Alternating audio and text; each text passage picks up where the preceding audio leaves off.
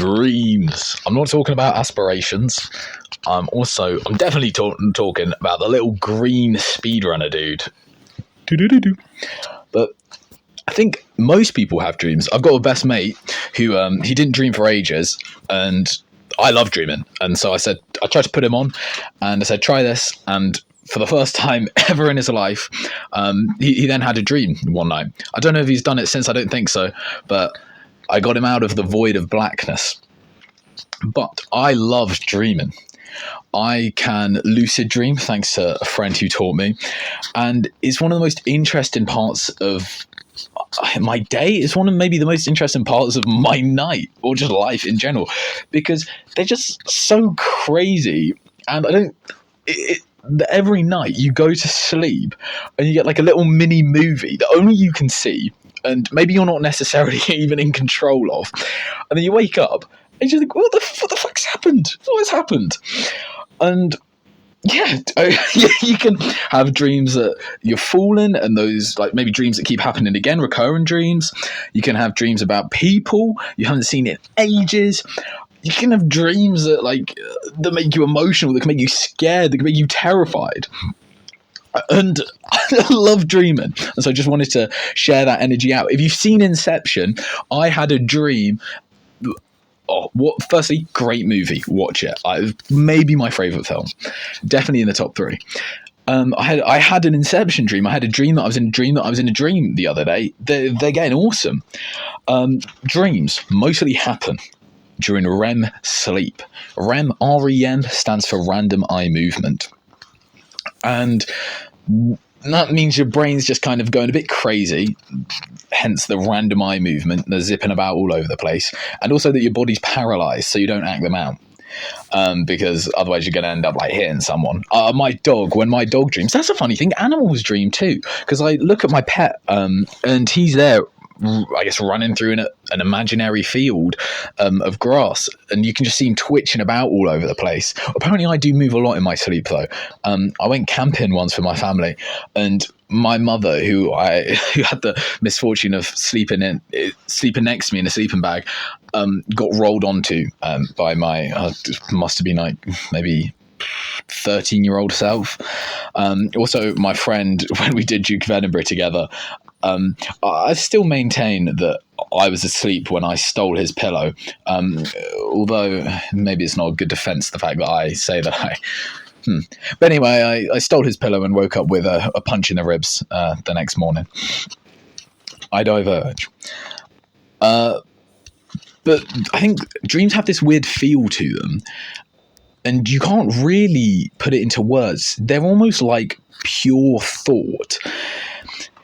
Kind of like how you don't have any fluff in dreams. You just you're always feeling something, and you kind of appear in different places. You don't know how you got there. You don't really know what's going on, but you also know what's going on at the same time. There's just a dream vibe.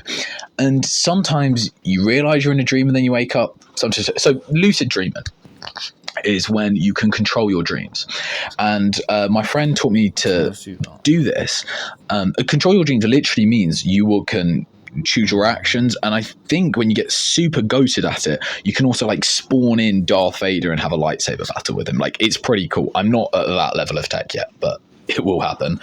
That would be awesome. I'd hate that there's this whole other realm to life in your subconscious dream state that you just don't capitalize on ever. Imagine not ever in life you get to the end of the video game and you've never had a lightsaber battle with Darth Vader and fully believed you're doing it, because I know in a dream you think it's real. Anyways, my friend said to me, he focused on tapping his fingers back and forth, but some people, I think, they have a little phrase they repeat. So, I will dream tonight. I will dream tonight. I will dream tonight is pretty good because the idea is it keeps your brain awake. If you focus on tapping your fingers, and if you focus on I will dream tonight, I will dream tonight, it keeps your brain awake. The second one obviously also affirms this belief, and you just repeat that. You repeat that as you fall asleep, and you keep focusing on it, and that will keep part of your conscious mind awake enough so that when the rest of it slips into sleep, you're still a little bit there, and you're enough there that you can then dream and dream crazy and dream big. What I usually do is I don't do the finger thing anymore. I just kind of fall asleep and then crazy stuff happens, and usually I just kind of go along with it and can make some pretty good choices. And there are a few mainstream theories as to why dreams happen. There isn't like a single correct one, and that's kind of part of the dreamy magic. But dreams can be emotional processing. So it just replays feelings and not necessarily events, just feelings. So it will think, maybe like you're really angry, and say this could maybe come out in the form of a lightsaber battle with Darth Vader. You're there just swinging at Vader, and that's not an event that's happened, but it's the expression of anger, and your brain's maybe trying to make connections to where it's felt anger before or knows anger is. And if you've watched Star Wars, maybe as religiously as I, you'll know just the screaming, "I hate you!" It's a pretty good example of anger. So maybe that's the connection it's made, and it needs a way to express it in a graphic. That's like not graphic is in like an imagery sense, and so it uses the image of Darth Vader there. It could be memory sorting. I have this ton. So if I'm like messaging people before I go to bed, or if I'm just thinking about an event that happened in the day, and he's kind of in the back of my mind, or maybe not even in the back of my mind, but if I'm half asleep messaging someone, and I fall asleep, the part of my brain that was maybe should have been shut off and wasn't supposed to be used that late for messaging people, while the rest of my brain is like slowly melting away, will be activated. And so I'll go to sleep and I'll imagine that I'm having like a 1 hour Snapchat conversation with someone, and it would just be like random, like blah, blah, blah. And it won't actually mean anything.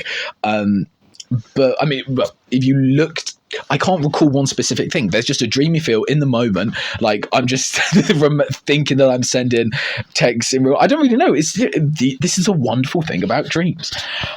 There's also things like they're used for memory sorting. So I guess maybe at the end of the day, your brain's a bit scrambled with a bunch of new information in its inbox of conscious experience, and it goes through that and files it away into your memory files. And while it's doing that, maybe a little bit blips past the dream center, and you start dreaming about, I don't know, a memory you had that day. Some other ones are threat simulation. And, threat simulation, I've made it painfully obvious now. I'm reading for a script. So, because what human is not going to be saying threat simulation? Like, if you imagine a scary thing, or this could just be the feeling one, maybe. Because if I think there's a threat coming, and or if I'm worried about, like, say, I don't know what I'd do if I fought a grizzly bear. That's probably the emotion of fear driving that. But it's just kind of, I guess if I simulate it in my mind, I'm slightly more prepared, a bit mid. I mean, if you're going to apply to the UFC and, you're facing flipping Khabib, you're not going to you can't just simulate it in your mind. Although John Jones had a recurring dream before he fought Rampage Jackson. I just remembered, this is awesome. And every night he would go in and he'd just get, I think it was knocked out, and then he prayed to God really, really, and he had this dream again and again and again. And he prayed to God really, really hard. He said it was the deepest prayer ever did. And then he felt feathers and like this energy come through him. And he then went into the fight, and the only thing he hadn't done in his dream, all of his dreams he'd been knocked out in, but the only thing he hadn't done, so the Sherlock Holmes power of deduction, this is his only chance, was to go into that fight on all fours, almost like an animal, hence the feathers. And he did that. And then he completely destroyed Rampage Jackson. So that's awesome. Like, if you have that level of manifestation, at that point it isn't even dreams, it's just self-belief. And like, if you know John Jones, like, that's kind of his thing. So yeah. And then there's creativity. Albert Einstein, again, another little like random recollection I've just had. He would fall asleep with keys in his hand and a metal plate underneath. So when he would sleep, he'd just do it in an armchair. He would like lull, his grip would relax, and he'd drop the keys, and the metal clang and would wake him back up. And then that would give him some of his most creative ideas. And I think I've had like little bits like that, like you're going off to sleep, or maybe you're just making connections you wouldn't have made while you're awake. It might be because while you're asleep, you're not really using words. You're using more of like thoughts, feelings, and like all of these different things, like literally pure thought. And so words don't get in the way of you making maybe these more intuitive connections. Like, I don't know. It's dreams. There isn't like a right or wrong answer. It's pretty cool. So yeah, like the images, the metaphors, and all of those things. That's why you kind of get something like you don't. When you dream, you don't think of somebody chasing. Wait, no.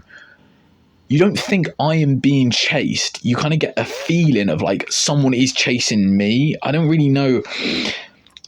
It's like a little grammatical thing that maybe you have to change, but it's dreamy. It's beautiful. Well, I guess depending on what sort of dreams you have. If you have nightmares every day, that can't be very nice.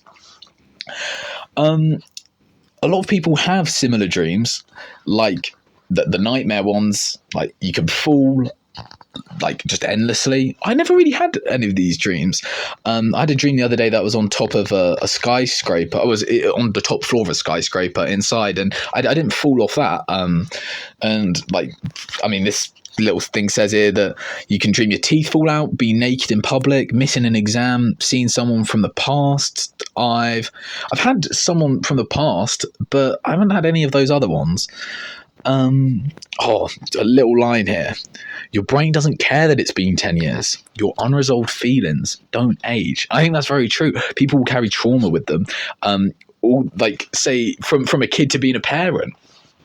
And like everyone's hurting, man, in one way or another. So if maybe you see this thing popping up in your dream, maybe don't go to just some random voodoo scientist guy, because it'd be like a psychiatrist, because they might just be out there to scam you.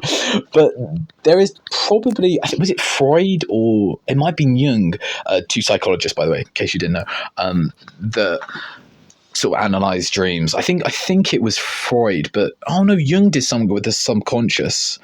Yeah. Anyways, if you are a dreamer like myself, you will completely sympathize, hopefully, with the fact that people forget them so quickly. I've had like 3 dreams last night. I can only remember one, and it was the most recent one. And I literally remember waking up after the first 2 and thinking, oh, that's like so painfully obvious, I'll just remember it. And it's because the actual like memory you use for the dreams is a different type. It's not the logical things. It's just the very emotional, impulsive ones. So when you wake up and you begin to think logically and kind of with your conscious brain, the code and the language that the dream was stored in, it now just is obsolete. It just goes like, and it's like it actually the dreams are part of a different state of mind you enter in, which makes sense because that's why they feel so different when you're in them. And so if you haven't had a dream before, like my friend, 100% would recommend it. It's really, really interesting. And even, I mean, I have a few scary dreams occasionally, but like waking up sweating again, and that little Anakin reference from Revenge of the Sith there is kind of pretty cool in its own way. You can just kind of, like, you've just had an experience, like, and I know they're a little reminder that there's something maybe special about consciousness, or something just a little bit more to our universe, like a little bit of magic sprinkled in. I had dreams for 5 nights in a row when I was a kid that I was in the Harry Potter books, and they were really, really awesome. And my little quote, the little soundbite that we can end this off with is, do dreams mean something? Or do they mean exactly what you're feeling? So, yeah, don't really know what that means, but maybe that's the whole point, because a little dreamy quote. This is probably will be a different style of video to the ones people are used to. Let me know what you think. If you want to see my beautiful old face in front of a camera, I can do that too. But or just maybe even different like game footage or whatever, because like hopefully Clash is going on over the top of this if my editing's been put together right. And yeah, if you've got any like crazy dreams you want to chuck in the comments, I guess, like, go for it. I can share ones more in depth, but I've talked with a bunch of people the last few days, my nan included as well, saying that she had like a recurring dream, and they're pretty good. Like, if you can decipher them, you kind of got to get a little knack for it, I think. But if you haven't got the knack and you just want, like, I don't know, people to maybe give you a little pointer, yeah, it'll be really good. So have an absolutely wonderful day, and sleep tight, I guess. Sweet dreams. That's a good one. Woohoo!